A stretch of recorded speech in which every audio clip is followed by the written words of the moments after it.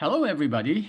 So we are now at the very last section of the last chapter of Calculus 3. This is section 6.8, and the title is the Divergence Theorem. So you have had several theorems in this chapter with special names, right? And so this is the last one, and this is also an extension of an earlier theorem, as usual. All right, so let's get to it.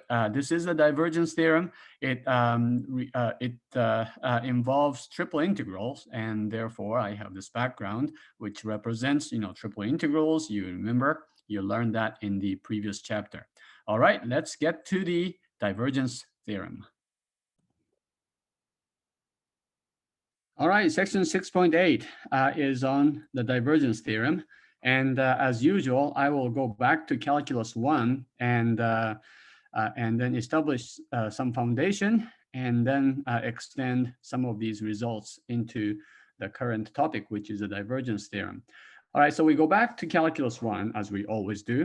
The fundamental theorem of calculus, right? This is a crowning achievement that brought in basically the new era, new philosophy called what?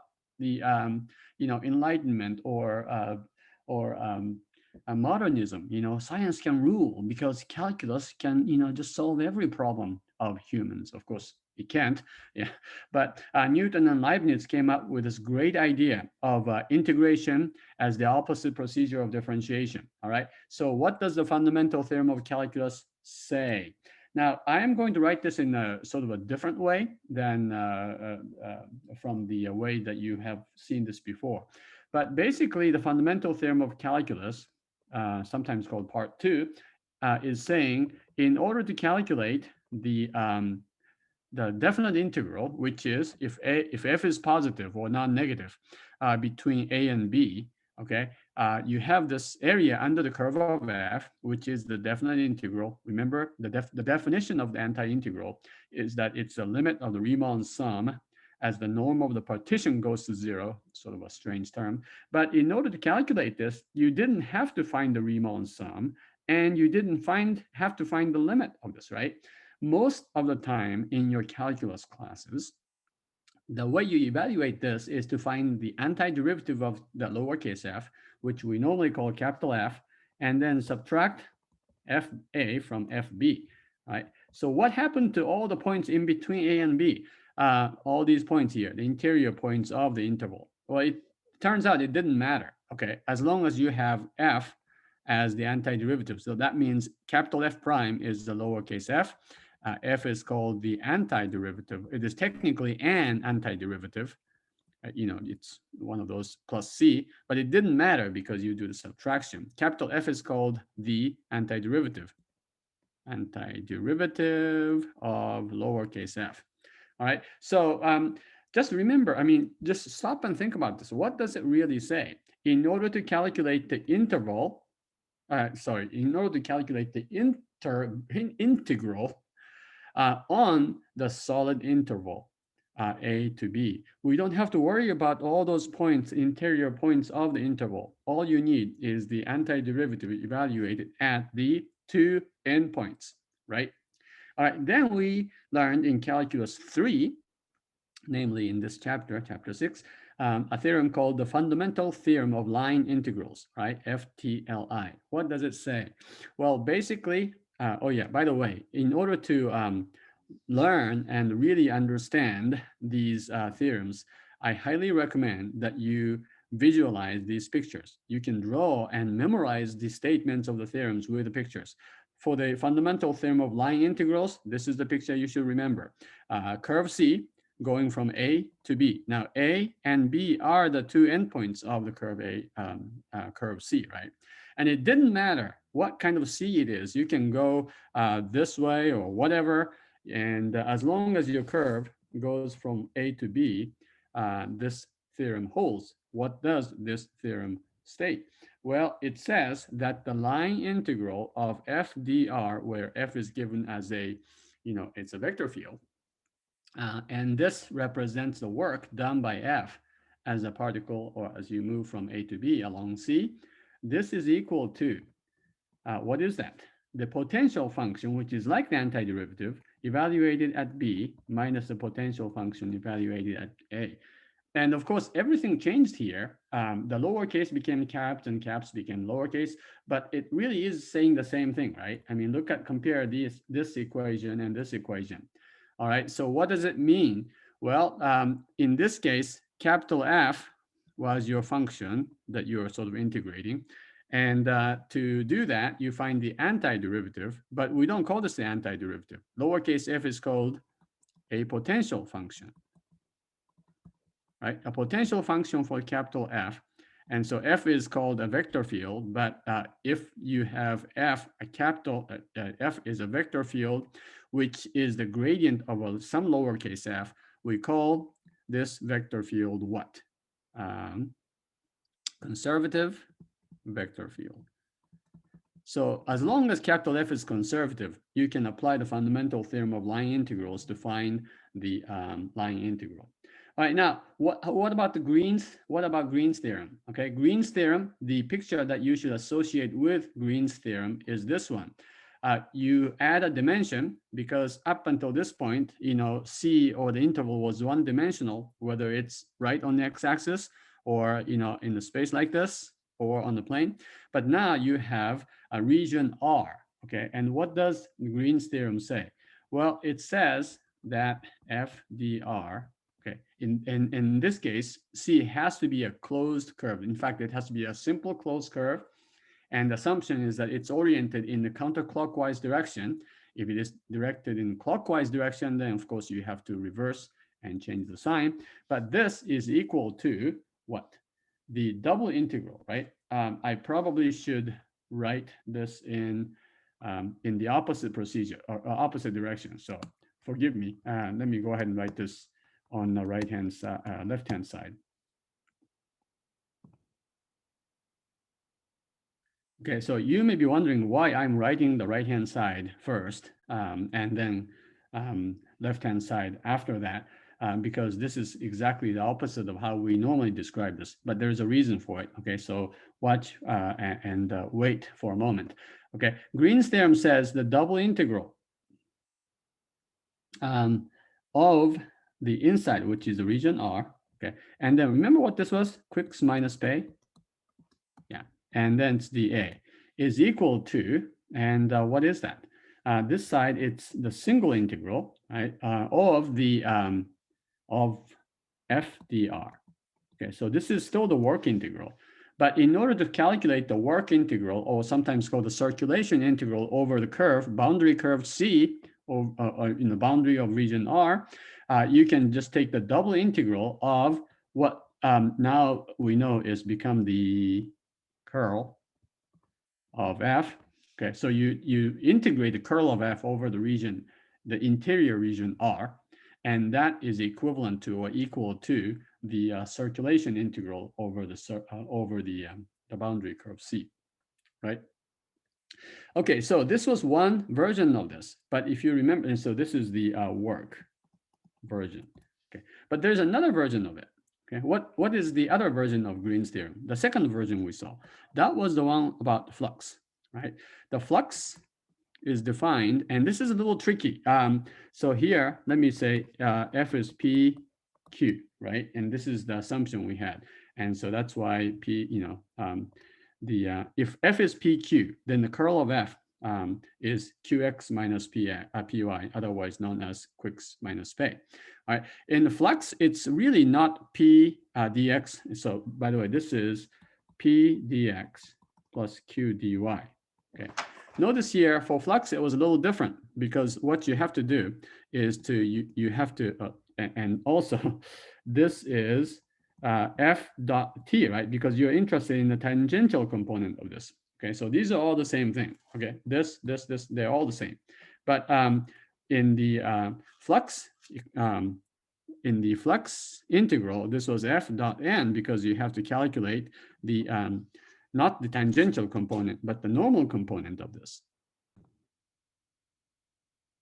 All right, and so you can go back to a few sections before, but this was supposed to be PQ, but then remember the normal N is not dx dy, this was dy negative dx, okay? And so if you go ahead and do this, this just becomes, and you don't have to really remember this one here, negative q dx plus p dy. And if you apply the work integral, the work version of Green's theorem, strictly just using forms, this just becomes, you remember what this was? It's the p dx, not p dx, it's px, this is the partial derivative of p with respect to x, plus q dy, the partial derivative of q with respect to y, and dA. And we noted, okay, this was called the curl of f. This is called the divergence of f.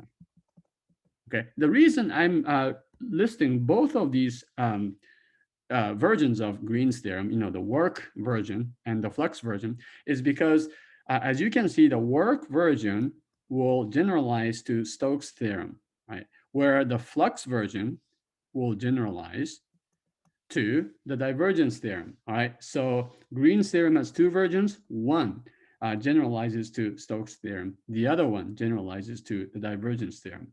And I emphasize this because it's really important for you to not just to memorize and apply the divergence theorem, but to see how the divergence theorem fits in the context, the bigger context of the vector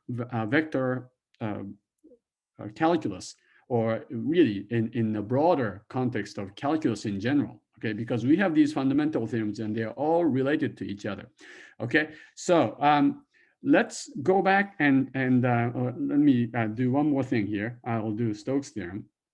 Okay, so what's the picture of Stokes' theorem? Here, you have not only a region R, okay, this time you have some sort of surface S in the three-dimensional space, right? And what is the curve? The curve is this boundary curve C, right? And so S is, how do you describe S, surface in space? Well, of course, you use the parametrization, right? So if you use the parametrization or parametrized surface, then you have Stokes' theorem, which says what? Okay, well, this is what it says. Let's use the same color as the other one.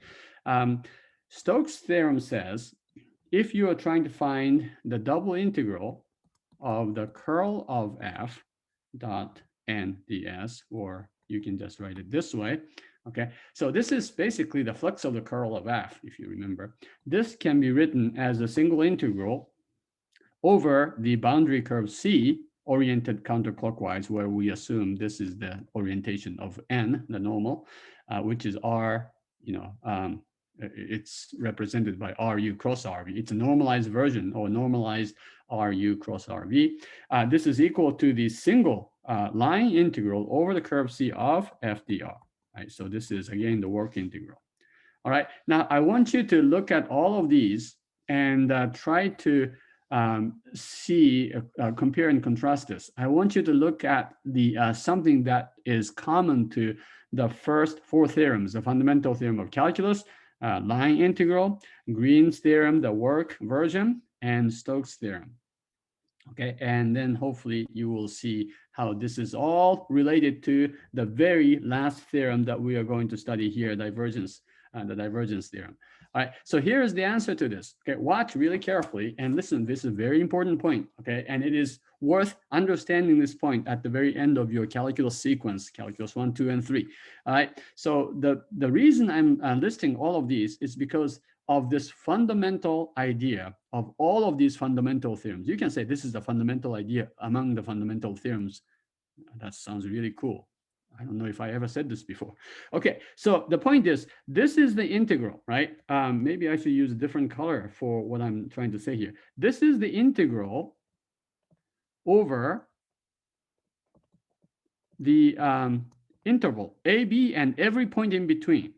But in order to calculate or to evaluate this integral, all you need is an antiderivative and the two endpoints, because the two endpoints consist or constitutes the boundary of the closed interval, right? In the fundamental theorem of line integrals, even though the curve is now in space, okay, the curve is still one-dimensional, and this part is the integral over C, which is points A, B, and every point in between, right? All those points in between, the interior points of the curve C is included. But in order to calculate or to evaluate this integral, all you need is the potential function, which plays the role of the antiderivative, and evaluate them at these two endpoints, the boundary points of the curve C, right? The endpoints are the boundary points of curve C. Okay, now we add one dimension. This, the right-hand side is an integral over the region R, including all the interior points of R, okay, surrounded by or bounded by curve C. But in order to calculate this integral over the entire region R, you don't really need all these points in the middle. All you need is, I mean, capital F is not the antiderivative, but it sort of plays the role of the antiderivative. You integrate F not on the region R, but only on the boundary. In this case, the boundary happens to be a circle, a simple closed curve C. So that's what this side is. Okay, so again, the integral over a filled up region with all the interiors is evaluated in terms of what happens in the boundary. Stokes theorem, the same thing. We have this S. So this is an interval. This is an integral over the entire surface S, including all the points in the middle of it. Okay, but in order to evaluate it, all you need is that vector field F with on the boundary points C, not on the interior points of the surface S, but only on the boundary, which happens to be a simple closed curve C. You get that? Okay, the flux version, of course, is based on the work version, but again, this one says in order to calculate this, okay, you really don't need to know what's happening in all of the points in the interior of the surface or the region S, region R, sorry. Okay, all you need to calculate the double integral of the divergence of F in the entire region R here is what happens to the boundary, okay? Boundary is that curve C. So with all that, okay, here is the hypothesis and the statement of the divergence theorem. Okay, the divergence theorem is subtitled, "What if green got another dimension?" All right, so in Stokes theorem, I said, what happens if green gets wings? So you take this and you make it fly. So now the flat R becomes a magic carpet S, and that's, the Stokes theorem. In divergence, you give green an extra dimension. So now in order to add an extra, adding the extra dimension, the region R becomes solid E. The divergence theorem is the only theorem in this chapter that includes or involves a solid. Okay, keep that in mind. So, and by the way, that's the reason that the divergence theorem is the only one that will involve a triple integral, as you will see in just a minute. Okay, but this one says, all right, so let me go ahead and write the hypothesis. If E is a solid with boundaries, of course, the surface, okay, boundary surface S. So S is the boundary surface. In this case, it's the surface of this thing that looks like some sort of a solid, like a rock or something, okay? And if F is a vector field, it's a, let's say if F is written as PQR, is a three-dimensional vector field defined on this, solid E. Okay, then here's the statement of the divergence theorem. You ready for it? Okay, the double integral over the surface. This is the flux. The flux, here's the pre version of this. Remember, I said this: the divergence theorem is an extension or a generalization of the second version, the flux version of Green's theorem, because now what we are saying is the double integral, which is the flux of F over the surface S, so basically it's representing how much of the stuff, fluid or the radiation or energy, is coming out from inside of E over the surface S, is equal to the triple integral over the solid E of the divergence of F. dV. Now, notice here, this is exactly, almost exactly what you have on the right-hand side of the flux version of Green's theorem, okay? In the flux version of the Green's theorem, it says the flux over this, curve C, how much stuff is coming out from inside of the region, R, across this boundary curve C. That is the double integral of the divergence of F. Well, if you add an extra dimension, basically the flux will be coming out of this surface, the boundary surface, is equal to the triple integral of the divergence of F. Okay, so this is the statement of this. Now I know I have been speaking very abstractly. You probably want to see how this applies to a real situation, and I will of course explain that in a moment. But this is the divergence theorem. All right. So again, what's here? This is the integral over the entire solid with all of its interior points. Okay, but in order to calculate this, you don't need to know what is happening at every single point XYZ of the solid E. All you need is to find the flux.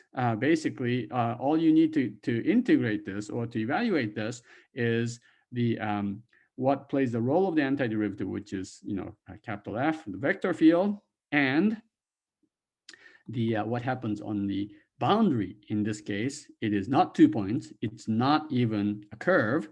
It is the surface, a close-up surface S.